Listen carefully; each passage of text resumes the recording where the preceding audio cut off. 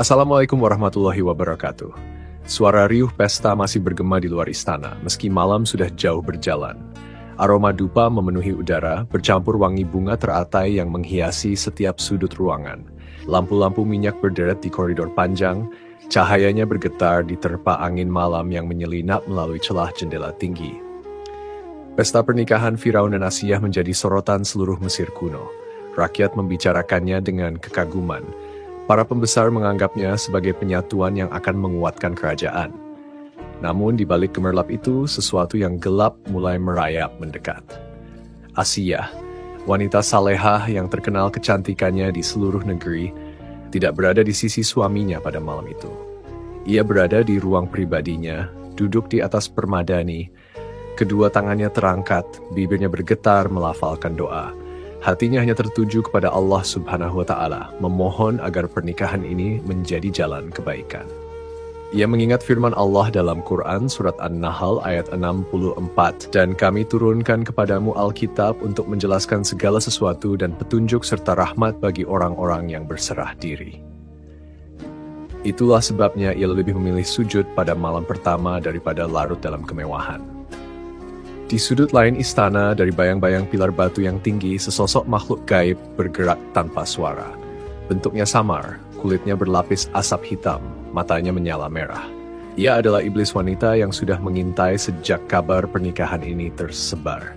Malam itu ia mendapat kesempatan emas, menyusup ke istana yang penuh penjagaan, menyamar sebagai mempelai wanita. Gerakannya lincah, menembus tembok seperti kabut, lalu berhenti di depan pintu kamar peraduan Firaun. Sekejap saja tubuhnya berubah. Kulitnya yang kelam menjadi putih, bersih. Rambut hitam panjang menjuntai, mata yang tadi menyala kini berkilau lembut. Tidak ada seorang pun yang akan menyangka bahwa ini bukan Asiyah yang asli. Bahkan aroma tubuhnya pun meniru wangi bunga yang biasa digunakan Sayyidah Asiyah.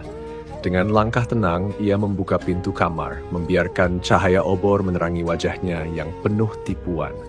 Firaun berdiri di dekat ranjang megahnya mengenakan jubah emas tipis. Ia menatap Asiyah dengan pandangan yang sulit disembunyikan. Pandangan penuh nafsu seorang penguasa yang merasa memiliki segalanya. Di kepalanya tidak ada prasangka. Baginya, ini adalah malam yang ia tunggu untuk memuaskan keinginannya.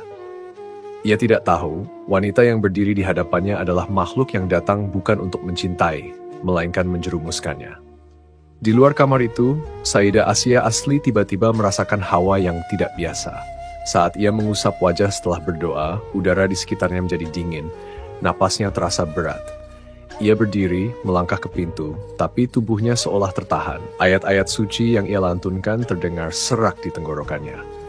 Dalam hatinya, ia yakin ada sesuatu yang tidak wajar sedang terjadi. Namun ia tidak mampu mendekati kamar Firaun. Iblis wanita itu berjalan perlahan ke arah Firaun. Senyumnya memikat, tatapannya dalam. Firaun merasa dadanya panas, seolah ada daya yang mengikatnya pada makhluk di depannya. Setiap gerakan iblis itu tampak begitu mempesona, berbeda dari kelembutan Asiyah yang biasa ia lihat. Namun bukannya curiga, Firaun semakin terhanyut. Sementara itu, di pelataran istana, beberapa penjaga merasakan kantuk luar biasa. Satu persatu, mereka terjatuh, tertidur tanpa mimpi. Mereka tidak tahu bahwa hawa gaib dari iblis itu menyelimuti seluruh istana, melumpuhkan siapapun yang bisa menjadi penghalang. Sayyidah Asiyah yang asli memejamkan mata mencoba menguatkan diri. Ia mengingat pesan para nabi bahwa setan selalu berusaha menyesatkan manusia, seperti dalam firman Allah di Quran Surat Al-A'raf ayat 27, "Sesungguhnya syaitan itu melihat kamu dari tempat yang kamu tidak bisa melihatnya." Ia sadar, ada tipu daya besar yang sedang bekerja malam itu. Namun di dalam kamar suasana semakin mencekam. Firaun duduk di sisi ranjang memandang istrinya yang kini berdiri hanya sejengkal darinya. Ia mengulurkan tangan dan iblis itu menyambutnya dengan senyum yang tak pernah Asiyah tunjukkan. Di balik wajah jelitanya, ia menahan tawa, mengetahui bahwa perangkapnya hampir berhasil. Cahaya obor bergetar, bayangan di dinding bergerak seperti menari. Firaun tidak memperhatikan tanda-tanda itu. Baginya, malam ini adalah miliknya. Namun di balik pintu, Sayyidah Asiyah menggenggam erat kain jilbabnya, hatinya bergetar. Ia ingin masuk, tapi kakinya seakan berat, seolah ada dinding tak terlihat yang menghalangi. Malam itu terasa panjang. Setiap detik berjalan seperti menguji hati.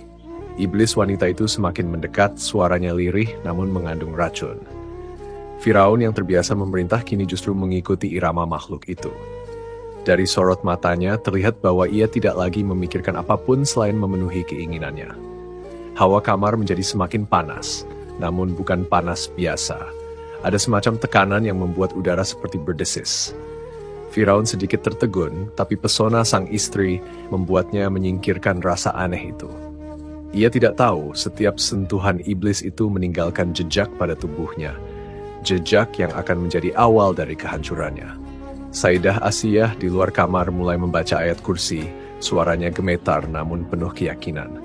Ia tahu hanya perlindungan Allah Subhanahu wa Ta'ala yang dapat menghalangi tipu daya setan. Namun pintu kamar tetap tertutup rapat. Ia mencoba sekali lagi melangkah, tapi hawa panas yang menyengat memaksanya mundur. Di dalam, jarak antara Firaun dan iblis itu semakin tipis. Tatapan mereka bertemu, dan untuk sesaat, mata iblis itu memancarkan kilatan merah yang cepat menghilang. Firaun tidak sadar, atau mungkin menolak untuk sadar. Yang ada di benaknya hanyalah menguasai malam ini. Angin malam berhembus dari jendela, membawa suara samar dari kejauhan, suara yang terdengar seperti bisikan peringatan.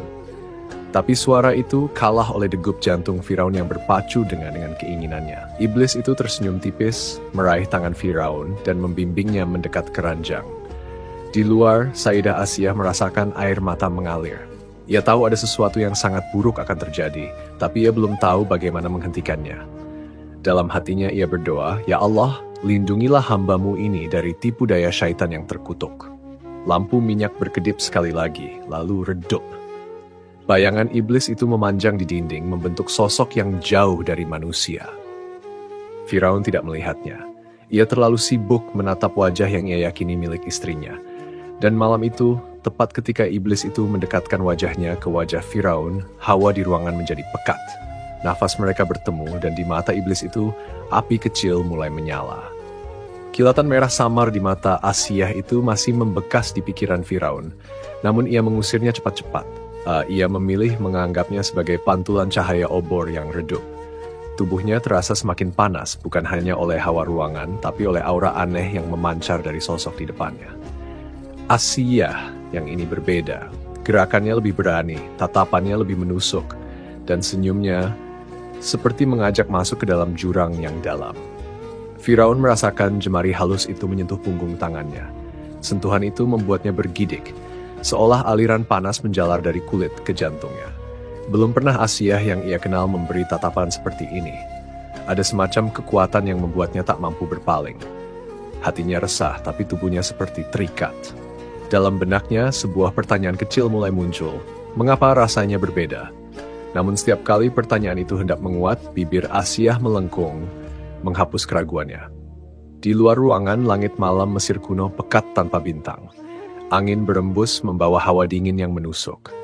Di ruang pribadinya, Asiyah yang asli menghentikan zikirnya. Dadanya terasa sesak, seakan sesuatu sedang mengurungnya dari jauh. Ia merasakan hawa jahat yang belum pernah ia temui sebelumnya. Suara samar terdengar di telinganya, suara seorang perempuan memanggil namanya dengan nada mengejek. Asiyah menutup mata, melafalkan ayat kursi dengan penuh keyakinan. Allah, tidak ada Tuhan melainkan Dia yang hidup kekal lagi terus-menerus mengurus makhluknya, tidak mengantuk dan tidak tidur. Ia berharap perlindungan Allah Subhanahu wa Ta'ala melindungi dirinya dan istana dari fitnah malam itu. Kembali ke dalam kamar utama, Asiyah melangkah mendekat. Gaun putihnya berkilau di bawah cahaya lilin, tetapi setiap gerakan seolah memancarkan hawa panas. Firaun menatapnya tanpa berkedip, terbuai. Ia teringat bagaimana Asiyah asli biasanya bersikap lembut namun menjaga jarak. Namun malam ini, ia yang mengira di hadapannya adalah sang permaisuri tak mampu menolak godaan yang datang begitu dekat. "Tuanku terlihat tegang," bisik Asiyah dengan suara yang dalam dan merayu, berbeda dari kelembutan yang biasa ia dengar. Firaun tersenyum tipis, mencoba menyembunyikan degup jantungnya. "Malam ini, aku hanya ingin mengenang selamanya," jawabnya lirih. Di sudut ruangan, bayangan bergerak tidak sesuai sumber cahaya. Lilin-lilin bergetar tanpa ada angin yang jelas. Asiyah tidak memandang ke arah itu, seolah hanya Firaun yang bisa melihat kilatan aneh di mata bayangan tersebut. Setiap kali jarak di antara mereka berkurang, hawa di ruangan seperti berubah. Udara yang tadinya hangat menjadi lebih berat, membuat Firaun harus menarik napas lebih dalam. Sementara itu, Asiyah asli melangkah ke pintu kamarnya. Niatnya untuk menuju ke ruang Firaun tertahan oleh suara langkah-langkah berat yang entah dari mana datangnya. Ketika ia membuka pintu, lorong tampak kosong, namun hawa dingin menyergap wajahnya. Bibirnya bergetar, bukan karena takut, tetapi karena ia tahu ada sesuatu yang sedang terjadi di dalam istana. Ia teringat firman Allah dalam Quran surat An-Nahl ayat 99, sesungguhnya syaitan itu tidak mempunyai kekuasaan atas orang-orang yang beriman dan bertawakal kepada Tuhan mereka. Ayat itu menjadi pegangannya untuk melangkah, meski hatinya diliputi kegelisahan. Di dalam kamar, Asiyah duduk di tepi ranjang, menatap Firaun yang berdiri terpaku. Dengan gerakan lambat namun pasti, ia mengulurkan tangannya, mengajak sang raja mendekat. Firaun melangkah tanpa berpikir, seakan tubuhnya bergerak sendiri. Setiap inci jarak yang ia tempuh, aroma wangi bercampur belerang semakin menusuk. Ia mulai merasakan sensasi aneh antara kenikmatan dan ketakutan, namun genggaman tangan Asiyah membuatnya tak mampu mundur. Sorot mata Asiyah semakin dalam. Ada sesuatu di sana yang seperti mencoba menembus ke dalam pikirannya. Firaun merasa pikirannya berputar, bayangan-bayangan aneh melintas di benaknya. Ia melihat api, jeritan, dan sosok-sosok hitam. Sekejap ia ingin melepaskan diri, tetapi senyum Asiyah kembali menahannya. Di ujung lorong, Asiyah asli berlari kecil menuju ruang utama. Ia tahu Firaun ada di sana. Namun saat hendak melewati gerbang dalam, dua prajurit yang biasanya ramah tiba-tiba menatapnya kosong. Gerakan mereka lambat, seakan bukan manusia sepenuhnya. Asiyah mundur selangkah, merasakan bulu kuduknya berdiri. Ia tahu penghalang yang dihadapinya bukan sekadar penjaga biasa. Kembali di kamar, Firaun kini duduk di samping Asiyah. Mereka saling berhadapan, hanya sejengkal. Senyum di wajah wanita itu berubah tipis, tatapannya tak lagi menyerupai kelembutan seorang permaisuri, melainkan tatapan pemangsa yang sabar menunggu waktu. Firaun mencoba berbicara, namun suaranya tertahan di tenggorokan. Tangannya gemetar, tapi ia tidak tahu apakah itu karena hasrat atau ketakutan yang mulai menyelinap. Di luar, angin bertiup kencang membawa suara seperti tawa yang teredam. Asiyah asli menutup matanya, menguatkan diri. Ia tahu malam ini akan menjadi ujian besar. Langkahnya tetap maju meski hawa jahat terasa semakin pekat. Dan di dalam kamar, jarak antara Firaun dan Asiyah tinggal sehelai napas. Lilin terakhir meredup, meninggalkan cahaya merah samar di wajah wanita itu. Firaun menatapnya, napasnya tercekat. Sejenak rasa dingin merayap di tengkuknya, memberi tanda bahwa ada sesuatu yang tidak wajar, namun nafsu yang sudah menguasai pikirannya menutup segala logika.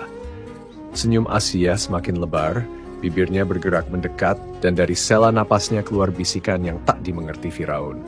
Bahasanya bukan bahasa manusia. Setiap kata seperti menyusup ke dalam pikiran, membuatnya merasakan kenikmatan yang aneh bercampur rasa takut yang samar. Firaun menutup mata, mencoba mengabaikan rasa aneh itu.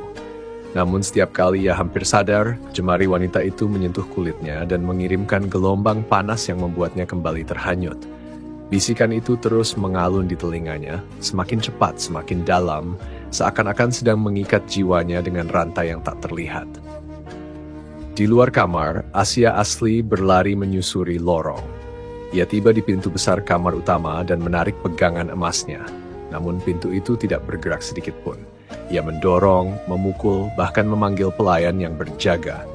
Salah satu pelayan datang, tapi sebelum sempat menyentuh pintu, tubuhnya terhuyung lalu jatuh pingsan.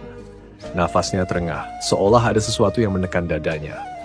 Pelayan lain mencoba mendekat, namun satu persatu mereka ikut ambruk. Wajah mereka pucat dan hawa dingin menguasai udara sekitar. Asiyah menatap keadaan itu dengan hati berdegup kencang. Ia sadar ini bukan kekuatan manusia. Hatinya bergetar, lalu ia menengadahkan tangan, berdoa dengan lirih, mengulang firman Allah dalam Quran Surat Al-Falaq ayat 4, dan dari kejahatan wanita-wanita tukang sihir yang menghembus pada buhul-buhul. Ia yakin malam ini istana sedang dihinggapi tipu daya syaitan. Kembali di dalam kamar, Asiyah kini duduk di atas ranjang, menarik Firaun untuk ikut duduk di sampingnya. Wajahnya semakin dekat, kilatan merah di matanya semakin tajam. Ia menunduk membisikkan sesuatu di telinga Firaun. Kata-kata itu terdengar seperti nyanyian yang menyeramkan, membuat Firaun merasa tubuhnya ringan namun pikirannya berat. Nafasnya semakin cepat, matanya setengah terpejam, antara menikmati dan terjebak.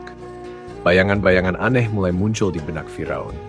Ia melihat dinding istana seolah berubah menjadi batu hitam yang basah. Lantai menjadi merah seperti darah dan suara jeritan memenuhi telinganya. Ia mencoba menepis, tetapi tangan Asiyah menahan wajahnya. Senyum itu kini tampak seperti senyum kemenangan. Asiyah di luar kamar terus berusaha. Ia merapatkan telapak tangannya ke pintu membaca ayat kursi dengan penuh keyakinan. Dari balik pintu terdengar suara samar seperti desahan yang bercampur tawa pelan. Hatinya berdoa agar Allah Subhanahu wa Ta'ala memberinya kekuatan. Ya Allah, lindungi aku dan suamiku dari tipu daya syaitan dan bala tentaranya. Di dalam, suasana semakin pekat.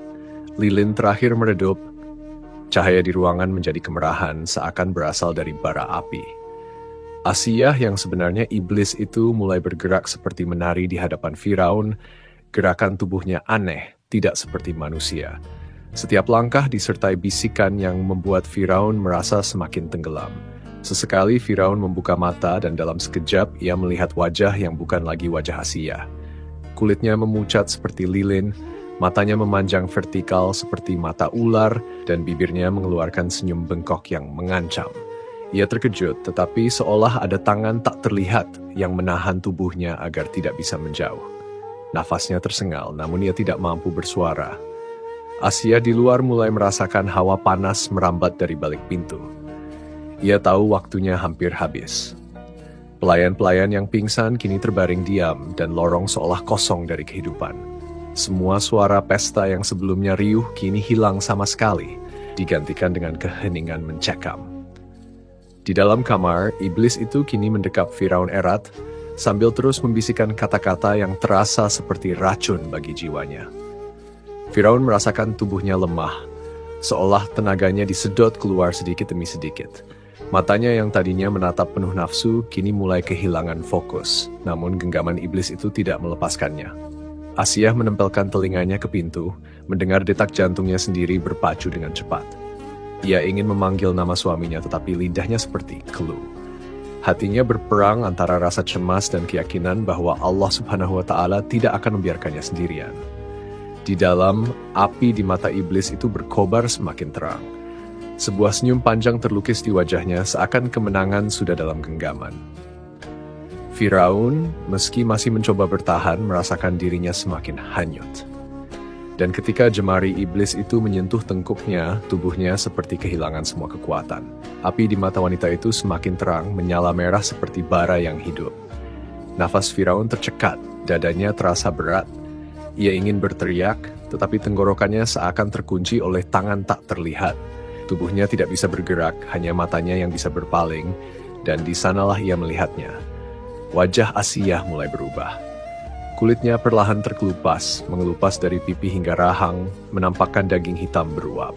Suara kulit yang sobek bercampur dengan tawa rendah yang menggema di seluruh ruangan. Mata yang sebelumnya tampak teduh kini sepenuhnya merah, pupilnya membelah vertikal seperti mata ular. Dari sela bibir yang robek, lidah panjang menjulur, bercabang di ujungnya, bergerak-gerak seperti mencari mangsa. Firaun memaksakan suaranya keluar. "Siapa kau?" Suaranya serak, nyaris tak terdengar. Iblis itu menunduk, matanya menatap langsung ke dalam mata Firaun. "Aku adalah akhir dari semua yang kau anggap milikmu," jawabnya dengan suara bergema, seperti berasal dari banyak mulut sekaligus. Tawa kerasnya meledak, memantul di dinding-dinding, membuat obor berkedip liar. "Sekarang, kau sudah kutandai." Lanjutnya sambil mengusap dada Firaun dengan telapak tangan yang kini berbentuk cakar. Firaun merasakan panas membakar menembus kulitnya. Tubuhnya bergetar. Bukan hanya karena sakit, tetapi karena rasa takut yang belum pernah ia alami sebelumnya. Ia berusaha mengingat doa atau jimat pelindung, namun pikirannya kosong. Di ruang bawah tanah istana, Asiyah asli tersadar di sebuah ruangan batu yang lembab dan gelap. Tangannya diikat dengan tali kasar, kakinya terpasung rantai. Di sekelilingnya berdiri makhluk-makhluk tinggi berkulit kelam. Mata mereka berwarna putih pucat dan gerakannya kaku seperti patung hidup. Asiyah mengenali Hawa ini. Hawa makhluk-makhluk yang bukan dari dunia manusia. Ia menutup mata, menahan rasa takut lalu berdoa lirih. Ya Allah, Zat yang membolak-balikan hati, tetapkanlah hatiku di atas agamamu, lindungilah negeri ini dari murkamu. Dalam hatinya ia mengulang firman Allah dalam Quran surat Al-Muminun ayat 100, dan di hadapan mereka ada dinding sampai hari mereka dibangkitkan. Ia yakin, sekalipun ia diikat, doa tetap bisa menembus dinding terkuat sekalipun. Di atas, Firaun kini mulai merasakan panas membakar dari dalam. Ia menatap dadanya, dan terkejut melihat sebuah simbol aneh bercahaya merah yang perlahan muncul di kulitnya. Itu tanda milikku, kata iblis itu dengan nada puas. Mulai malam ini, jiwa dan takhta yang kau banggakan sudah dalam genggamanku. Firaun ingin membantah, tetapi lidahnya terasa kaku. Suara tawa iblis itu menggema lebih keras, membuat obor di dinding padam satu persatu hingga ruangan hanya diterangi sinar merah dari mata dan tanda di dada Firaun. Hawa di sekeliling semakin berat, seolah udara itu sendiri menolak untuk dihirup. Asiyah di ruang bawah tanah mencoba bergerak, namun setiap ia berusaha, makhluk-makhluk penjaga itu mengeluarkan suara mendesis yang menusuk telinga. Ia tetap tak berhenti berzikir pas melafalkan ayat kursi berulang-ulang. Perlahan, hawa dingin yang tadi begitu pekat mulai sedikit mereda di sekitarnya, tanda bahwa doa itu tidak sia-sia.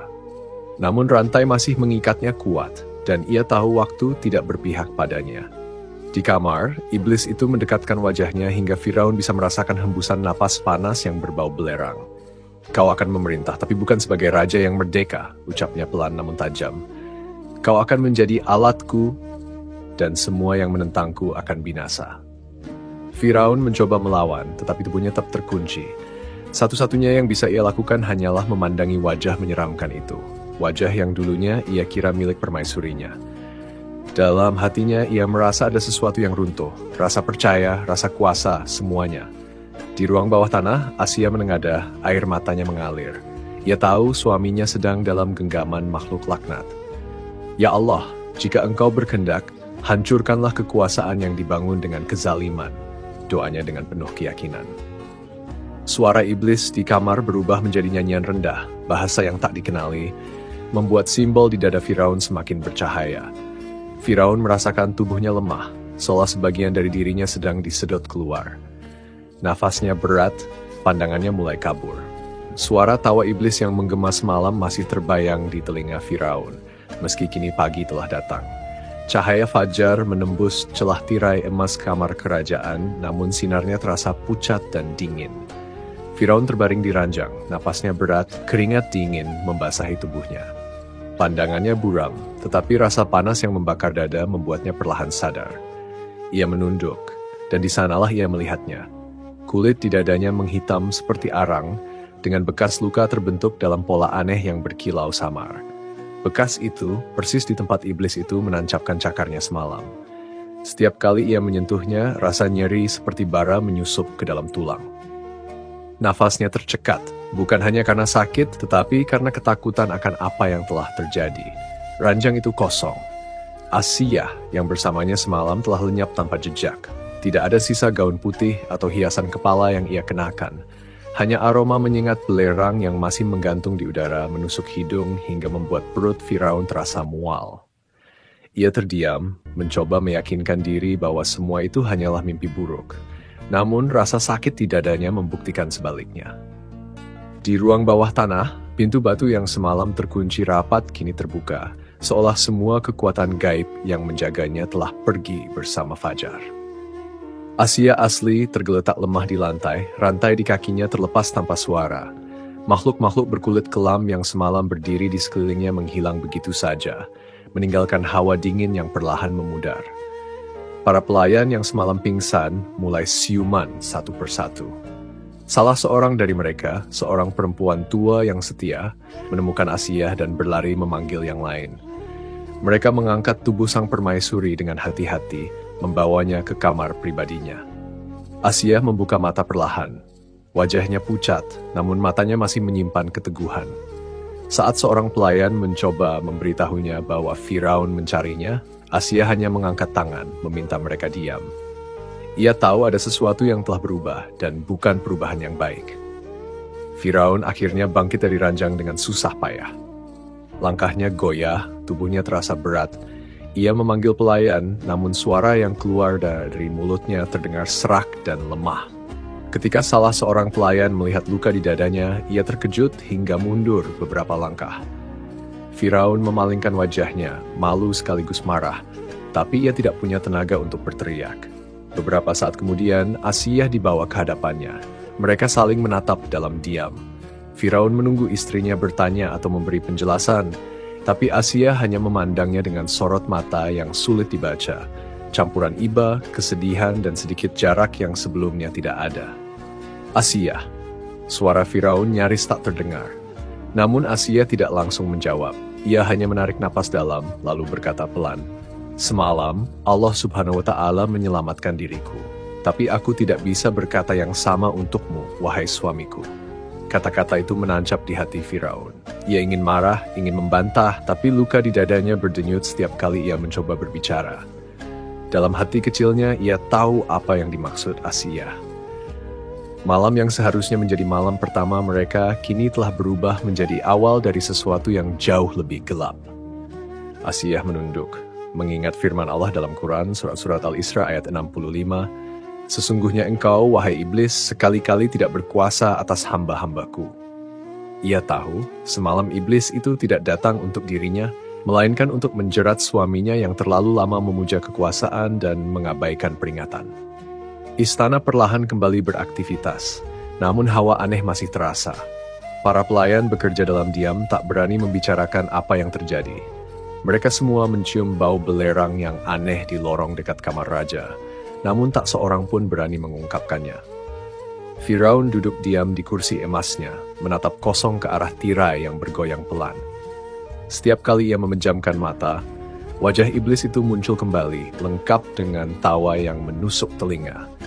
Ia meraba dadanya, merasakan panas yang tak kunjung padam. Asia berdiri di sudut ruangan, memandangnya sekali lagi sebelum berbalik. Ia tidak berkata apa-apa lagi. Ia tahu luka itu bukan sekadar luka fisik. Itu adalah kutukan yang akan menjadi awal dari kejatuhan Mesir.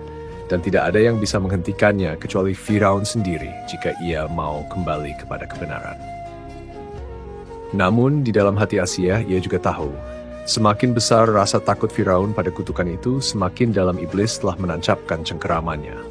Bab ini berakhir dengan Firaun memandang keluar jendela istana, melihat matahari yang terbit pucat atas sungai Nil, sementara di balik tatapan itu ada bayangan samar api yang seakan menunggu.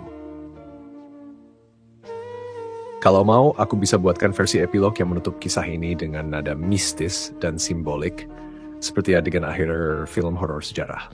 Mau aku buatkan?